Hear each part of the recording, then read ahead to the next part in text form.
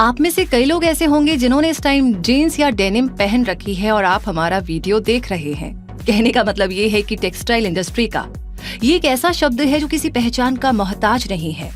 दुनिया भर में ये वर्ड इतना ज्यादा फेमस है कि आपको हर कहीं पर लोग जीन्स पहने दिखाई दे जाएंगे। ये आजकल इतना कॉमन है कि लगभग हर ओकेजन पर लोग इसे पहनते हैं। तो आज आपको क्विक सपोर्ट बताएगा कि आप टेक्सटाइल इंडस्ट्री के इस सबसे पॉपुलर आउटफिट के साथ कैसे अपना बिजनेस शुरू कर सकते हैं। तो चलिए समझते हैं इस rough and tough business model के बारे में। सबसे पहले जान लेते हैं कि जीन्स इंडियन टेक्सटाइल इंडस्ट्री में कहां पर खड़ा है। अगर इंडियन टेक्सटाइल इंडस्ट्री की बात करें तो 80 के दशक में फ्लाइंग मशीन ने सबसे पहले इंडिया में डेनिम इंट्रोड्यूस किया था। उसके बाद धीरे धीरे ली, लिवाइस और बाकी मार्केट प्लेयर्स इंडिया में आ गए। इंडिया की डेनिम इंडस्ट्री हर साल 15 से 18% की रेट से आगे ग्रो कर रही है। और जहां तक इंडियन यूथ की बात करें तो ज्यादातर लोग डेनिम को कैजुअल वियर की तरह नहीं देखते। उनके लिए ये एक फैशन स्टेटमेंट है। Indian denim industry male dominated है, मतलब लगभग 85% डेनिम प्रोडक्ट्स पुरुषों के लिए बनते हैं, 10% महिलाओं के लिए और 5% बच्चों के लिए। आज डेनिम प्रोड्यूस करने के मामले में इंडिया की कैपेसिटी लगभग 1 मिलियन मीटर पर ईयर है। दुनिया भर में जितनी भी डेनिम बनती है उसका आधा लगभग एशिया में बनाया जाता है।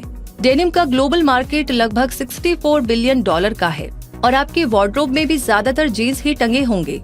तो अगर जीन्स मैन्युफैक्चरिंग बिजनेस की बात करें तो ये अपने यहाँ पर एक अच्छा बिजनेस मॉडल है।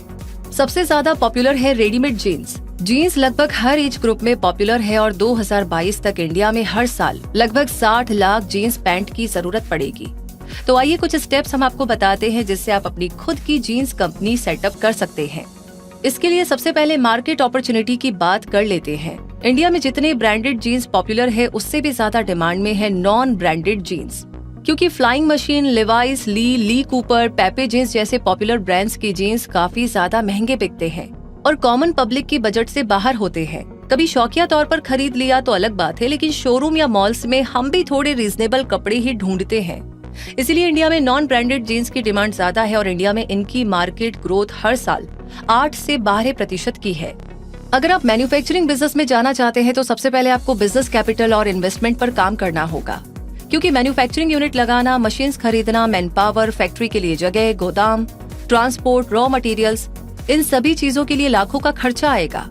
उससे भी पहले आपको अपनी कंपनी रजिस्टर करवानी होगी और लाइसेंस लेना होगा। इसके लिए आप एक प्राइवेट लिमिटेड कंपनी रजिस्टर करवा सकते हैं। इस मॉडल में कंपनी के फाउंडर्स खुद अपनी इच्छा से कंपनी खड़ी करते हैं, जिसका मिनिमम कैपिटल 1 लाख रुपए होता है। प्राइवेट लिमिटेड कंपनी खोलने के लिए कम से कम 2 लोगों की जरूरत होती है और प्राइवेट लिमिटेड कंपनी में मैक्सिमम 200 एम्प्लॉय हो सकते हैं। एक प्राइवेट लिमिटेड कंपनी को अपने शेयर पब्लिक में या आम लोगों के बीच बेचने की परमिशन नहीं होती है। अगर कोई कंपनी में ये सारी खासियत है तो उस कंपनी को अपने नाम के एंड में प्राइवेट लिमिटेड यूज करना पड़ता है। अब बात करते हैं सोल प्रोप्राइटरशिप की। इस तरह की कंपनी में एक व्यक्ति ही कंपनी का मालिक होता है और इंडिया में इस तरह की कंपनी रजिस्टर करवाना सबसे आसान काम है।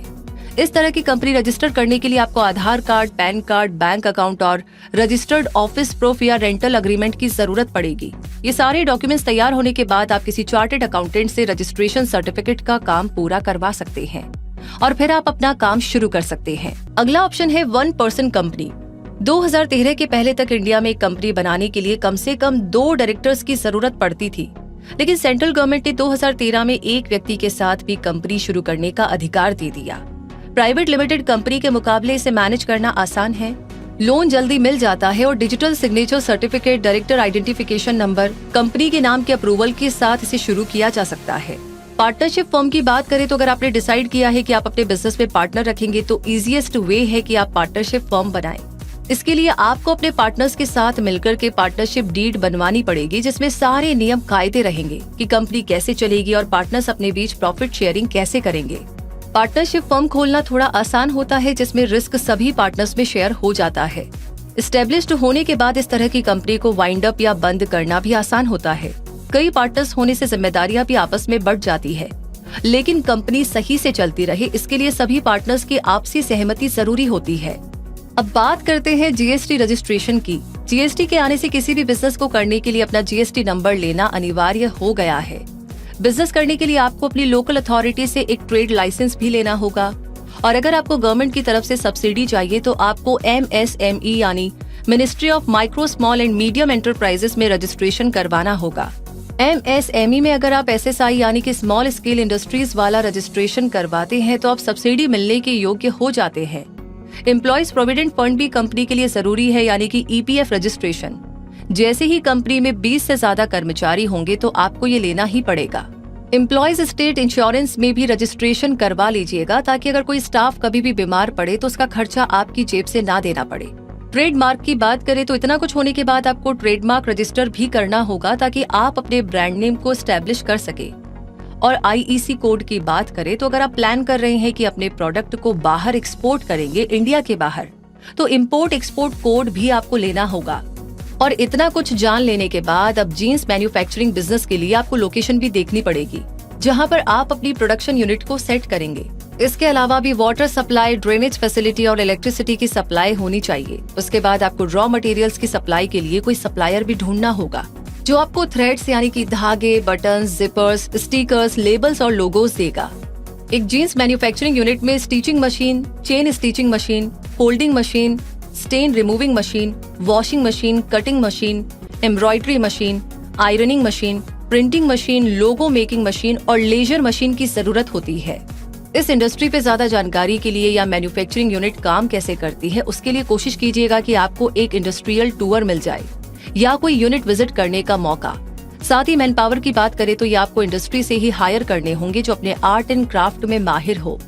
फैक्ट्री से प्रोडक्ट बन जाए तो उसे आप लोकल मार्केट, डोमेस्टिक मार्केट और इंटरनेशनल मार्केट में उतार सकते हैं। इसके अलावा भी अलीबाबा, अमेज़न, फ्लिपकार्ट, मिंत्रा जैसे ऑनलाइन प्लेटफॉर्म पर भी ला सकते हैं। अच्छी डिस्काउंट फैसिलिटी के साथ डोमेस्टिक और ग्लोबल कस्टमर्स के बीच में जगह बनाई जा सकती है। अब बात करते हैं जीन्स के रेडीमेड होलसेल या रिटेल बिजनेस की। तो दोनों के लिए ही आपको एक शॉप या शोरूम और एक स्टोर रूम चाहिए। बिजनेस के हिसाब से कुछ एम्प्लॉइज और जरूरी डॉक्यूमेंटेशन जैसे दुकान रजिस्टर्ड होना चाहिए, ट्रेड लाइसेंस होना चाहिए, GST रजिस्ट्रेशन होना चाहिए। अगर आपको सस्ते में जीन्स और डेनिम के प्रोडक्ट्स चाहिए तो इंडिया में अहमदाबाद का उल्लासनगर, दिल्ली का गांधीनगर और कोलकाता का मेटिया बुरुज सबसे बड़े हब हैं।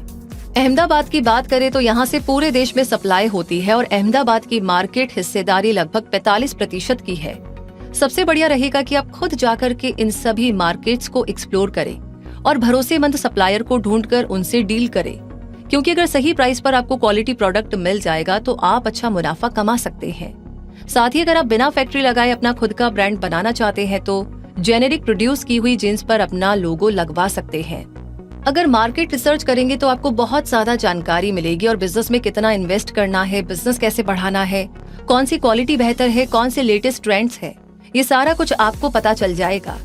अगर आपको फैशनेबल जीन्स चाहिए तो आप मुंबई जा सकते हैं। वहाँ ज्यादातर इंटरनेशनल फैशन को ध्यान में रखकर की चीजें तैयार होती है। कोलकाता की मेटिया बुरुज में आपको सस्ती जीन्स मिल जाएगी जो 60 से 70 रुपए से शुरू होती है और क्वालिटी के हिसाब से रेंज बढ़ती जाती है। थोड़ी हाई क्वालिटी और ब्रांडेड प्रोडक्ट्स के लिए आप बेंगलुरु भी विजिट कर सकते हैं और ठीक ठाक क्वालिटी की जीन्स के साथ आप सेल भी लगा सकते हैं और बढ़िया क्वालिटी की जीन्स को आप स्टैंडर्ड रेट पर भी बेच सकते हैं। इसके अलावा अगर आप किसी ब्रांडेड मटेरियल के साथ आगे बढ़ना चाहते हैं तो आपको लिवाइस, ली, पैपे जीन्स, जॉन प्लेयर्स जैसे ब्रांड्स की फ्रेंचाइजी या डीलरशिप लेनी पड़ेगी। तो ये जानकारी, ये वीडियो आपको कैसा लगा कमेंट बॉक्स में लिख करके जरूर बताइएगा। आगे किस टॉपिक पर आप जानना चाहते हैं वो भी बता दीजिए और ऐसी फायदेमंद जानकारियां आप कभी भी मिस ना करें उसके लिए सब्सक्राइब कर लीजिए हमारे चैनल को, साथ ही बेल आइकन को प्रेस कर दीजिए। धन्यवाद।